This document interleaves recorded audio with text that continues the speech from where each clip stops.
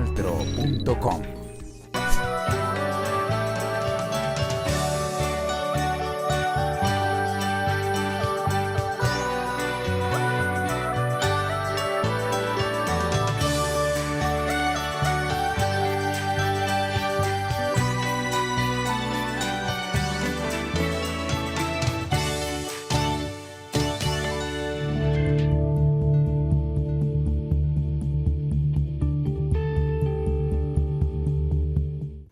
Hola televidentes del canal TRO, sean ustedes bienvenidos a esa emisión más de ¿Qué puedo hacer por la paz? Hoy con esa enorme tarea de hablar que Colombia pide paz sin impunidad, y con justicia social, que realmente es lo que necesitamos en nuestro país y por lo que se viene trabajando desde todos los estamentos en Colombia. Vamos a saludar a Eduard Barón Flores, quien es un promotor de diálogos públicos para la paz y a quien le damos la bienvenida. Muchas gracias por estar con nosotros. A ustedes por invitarme a este espacio para hablar de paz, que es lo que necesita este país en este momento histórico. Así es, como usted lo acaba de decir, es lo que necesitamos. Y le damos también la bienvenida a Liliana Janet Suárez López, quien es funcionaria de la cooperación alemana, que está con nosotros, GIZ. Muchas gracias y bueno, estamos acá para compartir un poco de la experiencia y para dialogar.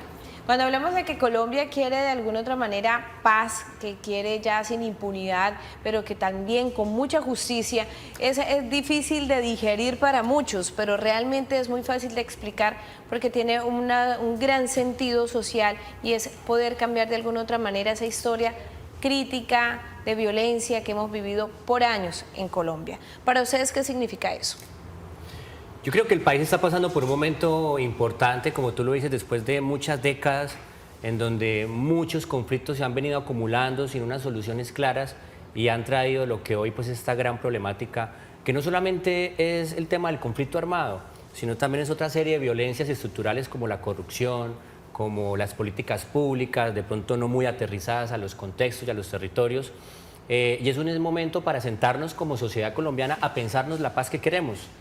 Creo yo que los procesos anteriores de paz no han tenido el éxito que se requieren porque realmente no nos hemos sentado como sociedad colombiana en conjunto a hablar de la paz que queremos. Claro que sí. Tenemos a continuación una historia de un hombre que se llama José de los Santos Pérez Bayona, un hombre que perdió 24 integrantes de su familia. Ese sí que la violencia lo golpeó bastante fuerte y aún está ahí dispuesto a perdonar.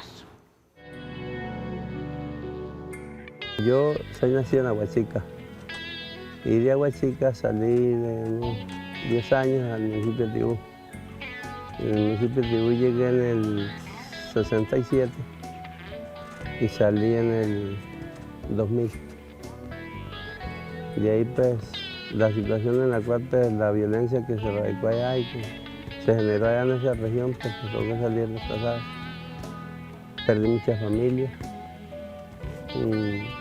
y ahí para acá ha sido el trajín lo que hace todos esos años, hablando de qué, del 2002 hasta esta fecha. La vida de nosotros allá era muy linda, sí, pues pobres, bueno, sí, no económicamente no muy bien, pero sí sobrevivíamos bien y no teníamos problemas de nada, absolutamente de nada. Pero ya se presentó la violencia que fue tan grande que tocó que salirnos de allá para cuidar la vida de nosotros, la de los hijos. A pesar de eso, pues perdí muchas familias, muchísimas. Pues allá llegaron unos armados a la vereda y arremetieron con toda la gente que mataron estaban trabajando. Incluso se los llevaron de las casas, otros los sacaron, iban para el trabajo, en el camino los sacaron. Y los mataron, los torturaron y los mataron. Y a raíz de eso, pues lo que es del 2000 hasta el 2014 ya hemos perdido 24 familiares. Ya almuerzo matados y muerte a causa de la misma situación que vivimos ahí. Imagínense pues, uno pues salir y dice yo voy a salir con mi familia, con mis hijos, la mujer, sin saber lo que queda atrás, sin mirar nada porque nada podíamos mirar porque no van a arrimar a nadie. La mayoría de los muertos eran lo que menos chulo, porque no se podía meter nadie, a levantar a nadie porque hasta esta es la fecha que todavía no se sabe, todavía no no han sido capaces de identificarlos. La familia mía por lo menos todavía no apareció nada. Sabemos que enterraron a Rubén y a Abimael, lo enterraron en Tibú, los levantaron, pero no se sabe a dónde, ni quién les dio sepultura, ni nada, todavía no sabemos nada. Un esfuerzo muy grande que no lo hace cualquiera, porque uno con la pérdida de tanta familia, la desintegrada de la familia es algo muy duro, pero pues uno siempre es aferrado a Dios y que lo ayuda, y sí, hemos sufrido mucho. ¿Para qué hemos sufrido aquí? Hemos sufrido mucho por el trabajo. Nosotros somos desempleados, no sabemos hacer, sino trabajar en el campo y no sabemos más nada. José de los Santos Pérez Bayona, una persona que ha vivido la violencia en carne propia, ahí lo escuchaban ustedes, muchos fueron asesinados de sus integrantes de su familia y otros murieron quizás de pena moral, de dolor, de angustia, de ver cómo sus familiares estaban siendo asesinados. Para ustedes, ¿qué les generó esa historia? Hay un elemento que me llama la atención y él habla del año 67, él dice desde el año 67 empieza a sufrir los rigores del conflicto armado. Sin embargo, a pesar de que se configura en un desplazamiento real por causa de la violencia, solamente después del año 85 es que la ley 1448 determina la condición de desplazamiento forzado. Es decir, para la legislación colombiana únicamente después del 85 sería reconocido su hecho victimizante de desplazamiento forzado, lo que quiere decir que antes del 85 lo que se plantea es un reconocimiento más simbólico que de reparación en el marco general que propone la ley. Esto en un primer digamos, antecedente de lo que muchas familias también están sometidas a sufrir la violencia mucho antes del 85 y que su hecho no sea reconocido por el Estado.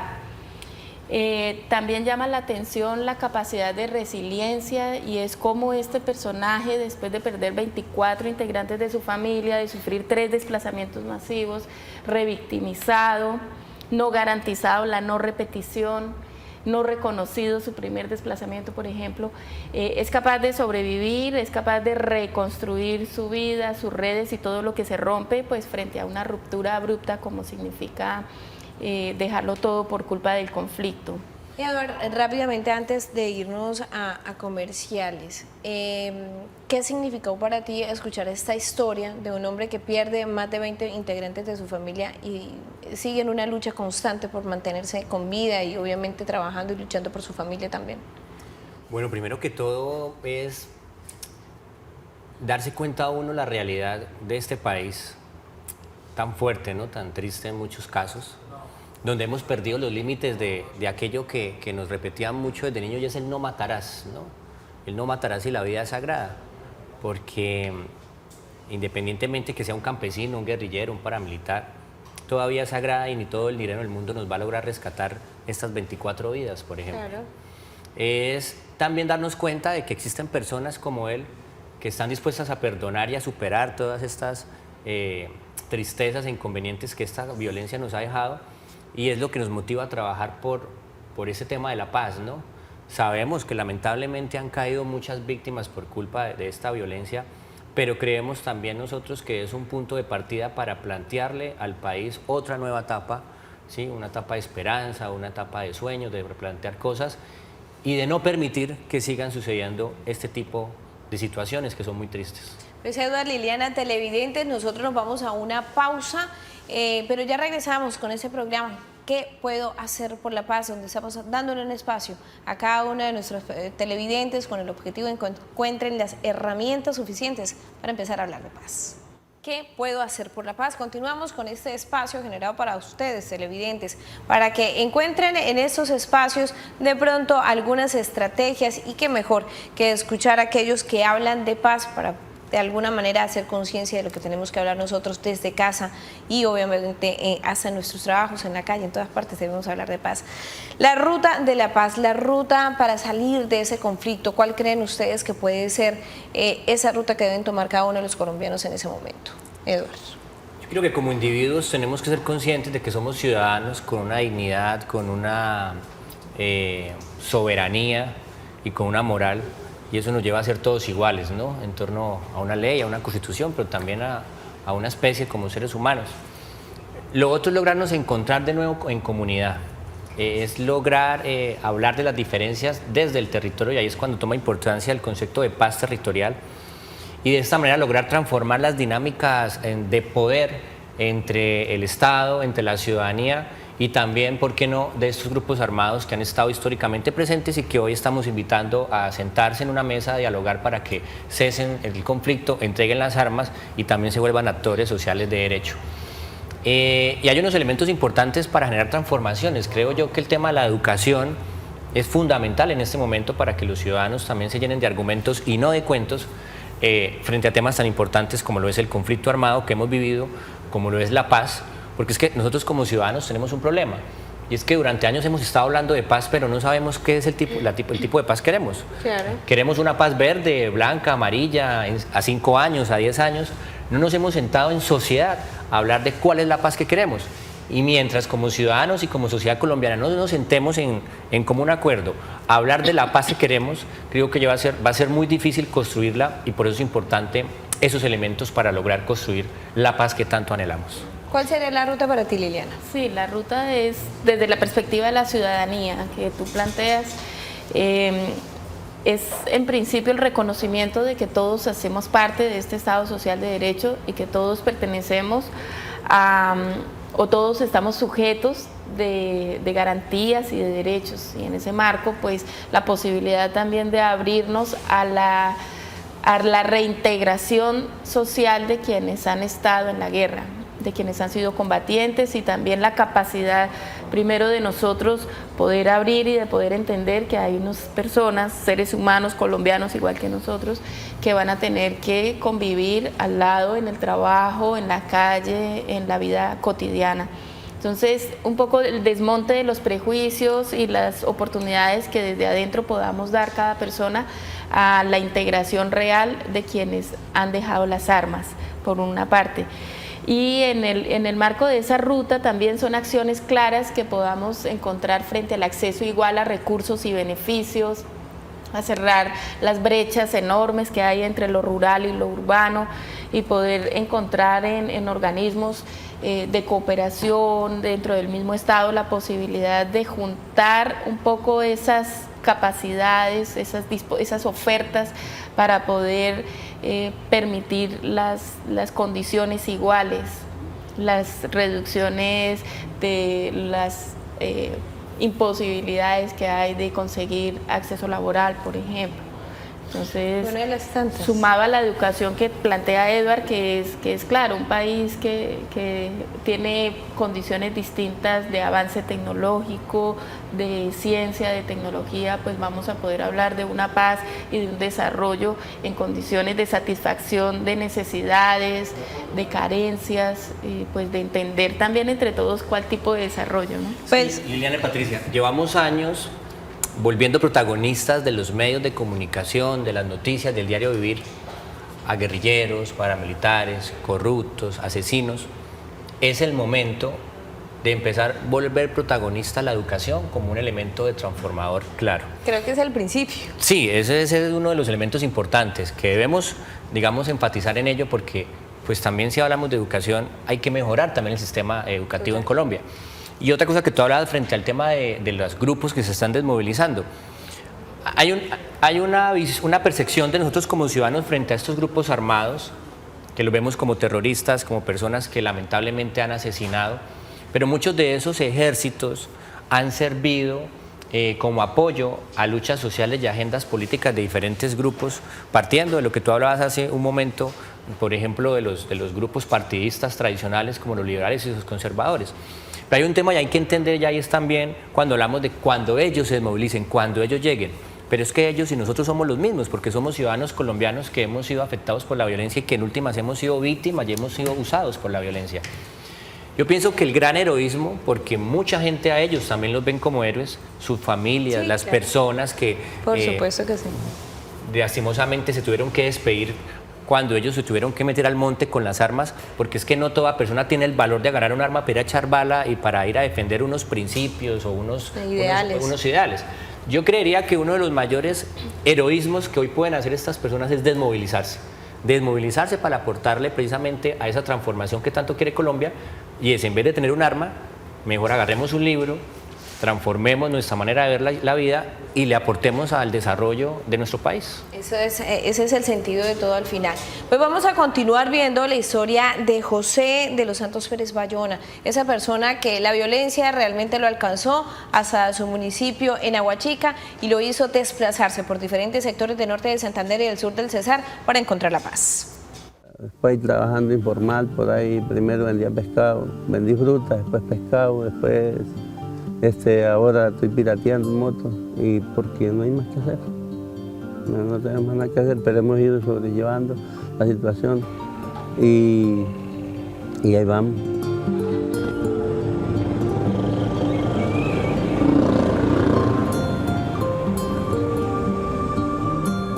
Pues sí, yo siempre he confiado de que pues, si yo pienso en salir adelante, en que tener una oportunidad de salir adelante, que a ratos también es muy difícil. Pero la situación, o sea, lo que yo quisiera era eso, al menos mis hijos, porque todos estamos en empleo, todos solo los hijos míos. Y yo pues también, ya le digo.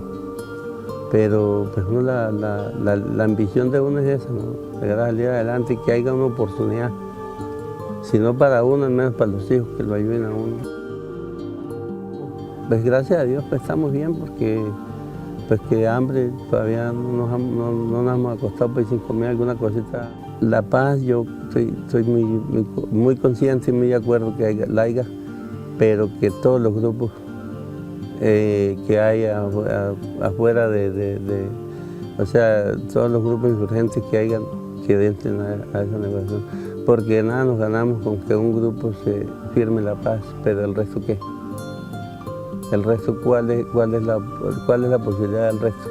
La violencia está lo mismo, la misma cosa. El consejo es que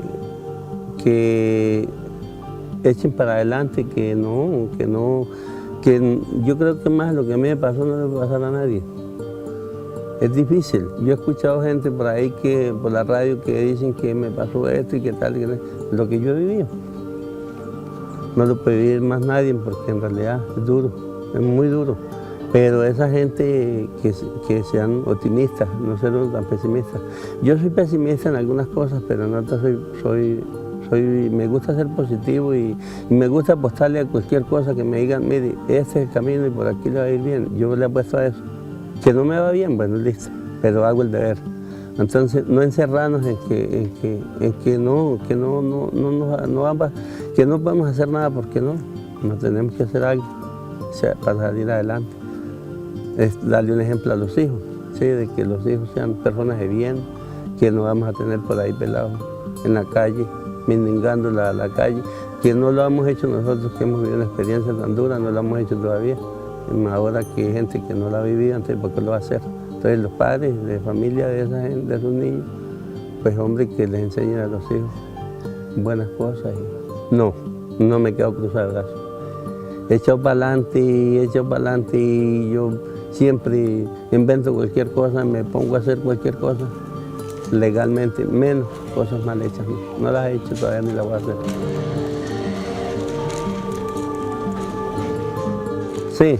Sí, la vida sigue siendo bonita porque, a ver, yo la estoy viviendo de una forma, la he vivido dura y la he vivido suave. Hay días duros, hay días muy suaves. Entonces la vida es bonita si la sabemos vivir y la sabemos llevar. El tiempo nos da una oportunidad y esa oportunidad no la podemos desperdiciar porque tenemos la oportunidad de estar vivos, que es lo más bonito. José se convirtió en un ícono en ese momento del soporte y de no desvanecer pese a las dificultades que se habían presentado o se han presentado en su vida por la violencia, por ese conflicto armado que vive en nuestro país. Para ustedes, Liliana y Eduard, que han estado conmigo durante esta emisión, ¿qué conclusión pueden llegar cuando ven una historia como esta, como la de José, que ha perdido más de 20 personas de su familia y aún sigue en su lucha? Yo creo que es fundamental uno pensarnos todos y todas, cómo nos soñamos un país en paz, digamos, después de haber reconocido la historia de conflicto armado que hemos vivido, después de haber revisado la historia, cómo cada uno y cada una se piensa un país sin violencia armada y sin ningún tipo de violencia. Y segundo, ¿qué estaríamos dispuestos nosotros a dar? Sería un poco porque casi siempre pensamos la paz hacia afuera, que el gobierno no ha cedido, que las instituciones, que los desmovilizados, pero nosotros ¿qué estaríamos dispuestos a dar para que sea posible esa paz y para que podamos hablar y sentarnos entre iguales y poder lograr, como no solamente la historia de don José, sino la historia de todos quienes han sufrido esta violencia, puedan reconstruir y sentirse que han vuelto a una sociedad que los acoge y que los trata como iguales? Yo pienso que en torno a la historia que acabamos de ver es fundamental el acompañamiento psicosocial de estas personas que han vivido estos conflictos. A veces hablamos de mucha reparación en términos económicos, en términos de tierras, en términos de muchas cosas, pero uno que ha tenido la oportunidad de conocer muchas más experiencias, muchas más críticas que las del señor de la historia, diría yo que el tema del acompañamiento social es fundamental para potenciar la seguridad, la superación de estos conflictos, ¿sí? El sentido de pertenencia por ellos, la dignidad de estas personas, porque lastimosamente el tema de la dignidad acá es fundamental, que es lo que más se ha perdido, ¿no? A ellos los han maltratado y también los han manoseado, porque hay organizaciones que llegan con una mentalidad muy tecnócrata a verlos nada más como cifras y no como seres humanos. Hay una frase muy bonita que yo quisiera aportar y es lo afectivo es lo efectivo. A veces queremos llenar a las personas de cosas materiales para que de una u otra manera curen esa herida, pero nos olvidamos del amor y del afecto como un elemento fundamental para lograr perdonar y para lograr, digamos, superar todos estos problemas de violencia. Creería yo que por ahí es el camino, el tema del acompañamiento psicosocial y con ellos lograr empezar a construir esta nueva etapa de la historia de nuestro país. Bueno, pues ha sido muy interesante, esperar que para nuestros televidentes también lo haya sido de igual manera y poder lograr llevarle a cada uno de nuestros televidentes que como siempre están ahí en contacto, ¿qué puedo hacer por la paz?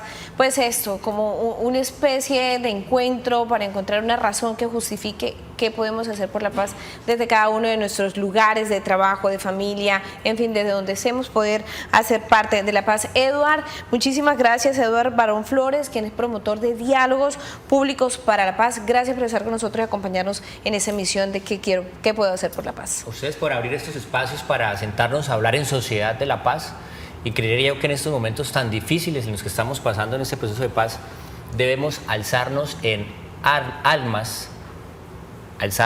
almas para acompañar a todos estos alzados en armas que están dejando las armas para hacer la paz. Así es. Liliana, mil gracias también por acompañarnos, por hacer parte de ese diálogo de hoy.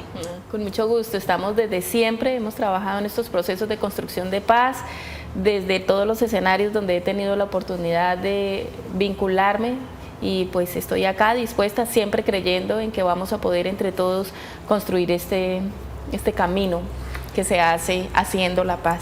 Así es, poco a poco por cada uno de nosotros, un granito de arena que debemos colocar cada uno de nosotros.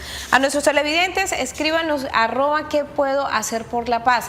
Y desde ya los invito para que sigan con toda la programación que tiene preparada la Televisión Regional del Oriente. A ustedes mil gracias y nos vemos en una próxima oportunidad.